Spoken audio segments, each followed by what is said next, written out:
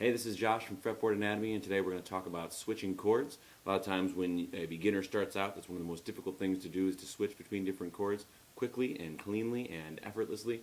So we're going to go over a whole sequence to do that you can either use for yourself if that's something you're struggling with, or if you teach others, you can show them how to do this sequence because it works.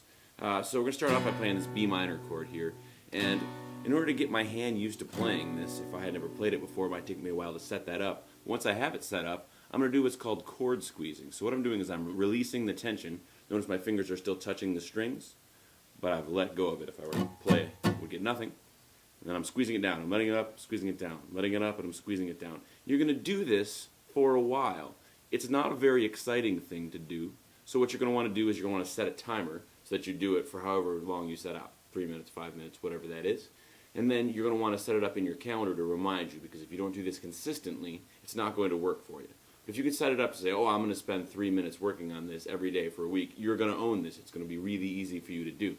Once you get to that point where you can do this thing and you've done it and it seems to be somewhat more comfortable for your hand to make that shape of whatever chord it is you're struggling with, what you're going to want to do is add something to make it more difficult, and that is you're going to have a lift. So you're doing the chord squeezing, now you're lifting your hand ever so slightly off of the strings, you're maintaining that shape, and then you're putting it back down. This requires a lot more concentration than just plain chord squeezing, but this is chord squeezing with the lift.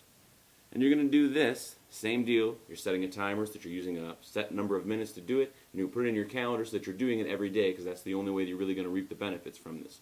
When that's no longer challenging, we want to make it more challenging again. So what we're going to do is go from just barely lifting off to now we're going to lift a few inches off of the fretboard here, doing this. And that'll also be very difficult at first. If you keep working at it consistently, putting in your minutes, doing it every day, it's going to get to be pretty easy here. When that's no longer challenging, you're going to take this chord squeezing and you're going to make your hands relax all the way out like this, and you're going to curl them into that shape. Now everyone's different on this. Some people are going to pick it up really quickly and they're going to find that after 2 days of doing the regular chord squeezing, or 2 minutes, they're going to be ready to do the lift. And once they do that, it's going to go through there quickly. It might take you 2 weeks to do that. It doesn't matter. It's just you have to show up and do it consistently. Okay, so let's assume you have that part done. You've put in the time to do that. The next thing that's difficult to do is to switch those chords quickly and in time. You end up seeing people who are playing a song, they get to the bar chord, and then the song slows down while they put this thing together, and then it speeds right back up to where they were. So we want to avoid that, and we're going to teach your hands how to move things quickly. Pause for clock noise.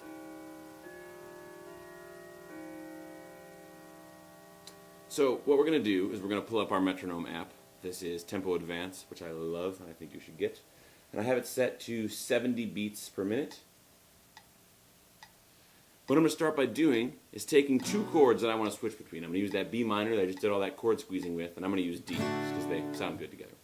So what I'm going to do is I'm going to play 1, 2, 3, 4, and then I'm going to switch 2, 3, 4.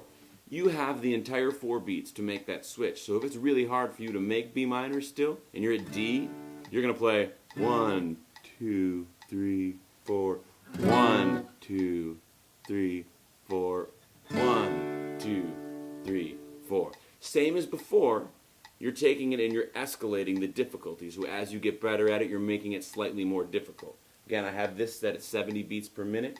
And instead of speeding up the metronome, what I'm going to do is decrease the amount of time I have left to switch chords. So I'm going to play my D to B minor. And what I'm going to do is, instead of playing the whole note, the 1, 2, 3, 4, 1, 2, 3, 4, I'm going to play half notes. I'm not switching any more often. I'm just doing 1, 2, 3, 4, 1, 2, 3, 4, 1, 2, 3, 4, 1, 2, 3, 4. What we did is we took the amount of time we have to switch to the next chord and we cut it in half. We're still switching the chords the same number of times, once every 4 beats. We're just strumming more often. Same thing as before. As you get better at that, you're going to make it slightly more difficult. So now, if you can comfortably move with those half notes, now we're going to go down to quarter notes. So we'll have 1, 2, 3, 4, 1, 2, 3, 4, 1,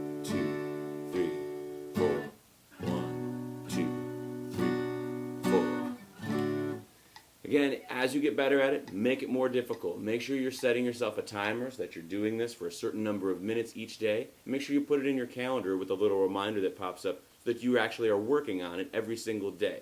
You're going to find that if you approach almost anything like that, you're going to get great results with not very much expenditure of time. And we're talking about 3 to 5 minutes a day.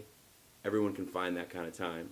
And it's not sitting down to practice for an hour, or maybe you'll eventually get it. It's a very set sequence of things. So I hope this was helpful for you. Signing off, this is Josh from Fretboard Anatomy.